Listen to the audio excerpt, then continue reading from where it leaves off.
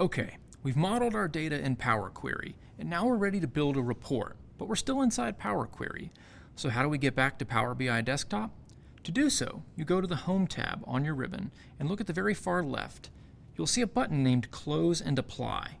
Clicking this button will save all the changes to your data model, close Power Query, and start the first load of your prepared dataset into your Power BI data model. As you do that, a small window will appear saying that it's refreshing the dataset. This shows that Power BI is querying the data from your data source, in this case, our CSV file. Then it's running all the data through our recipe so it can spit out the finished data model. In other projects, this will allow us to update our CSV file with a newer version containing newer data, and then from a Power BI desktop, we can just hit the refresh button to load in the new data by running it through that exact same recipe. I hope you're beginning to see why Power Query is such an important part of Power BI Desktop and how it really builds the foundation for us to later visualize and analyze our data.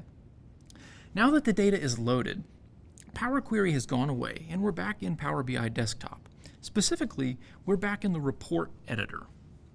Let's take a moment to tour the rest of Power BI Desktop. As you might have guessed already, the big blank white space in the middle is our first report page. This is where we can begin to visualize our data by placing tables and charts on it. We commonly refer to this space as the report canvas. If you look at the bottom of the screen, you'll see we only have one page at the moment, but we can add more pages later using the little yellow plus button to the right of page 1. Like Power Query, Desktop has a ribbon along the top. The Home tab lets you quickly add new visuals and measures to the report canvas, get data, or add new data sources to your data model. Refresh your data model, assuming newer data is available, and go back into Power Query using the Transform Data button. Being able to go back into Power Query is pretty important because as we dive into more complex data models later in the course, you'll need to know how to move back and forth quickly between Power BI Desktop and Power Query. Try and remember, to go back from Desktop back into Power Query, hit the Transform Data button. To go from Power Query back into Desktop, use the Close and Apply button, like we did at the start of this video.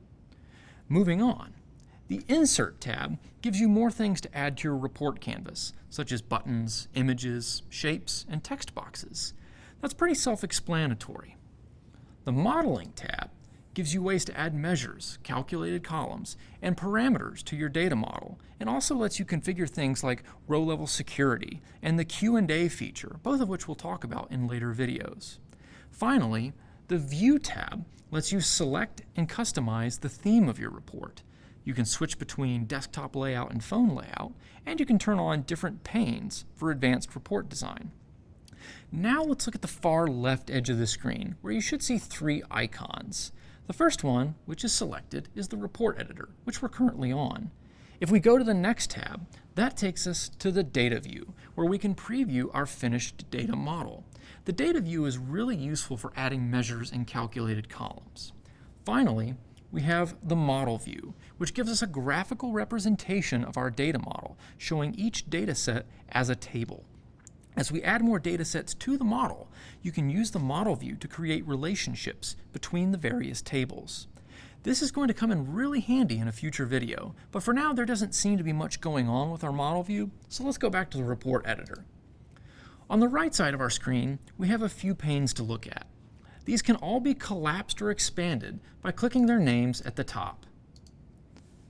Starting on the far right, we have our Fields pane, which gives you a list of all your data sets and their columns.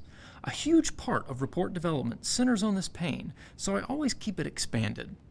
Moving to the left, we have the Visualizations pane, which is what we use to add new visualizations to our report canvas and configure existing visualizations.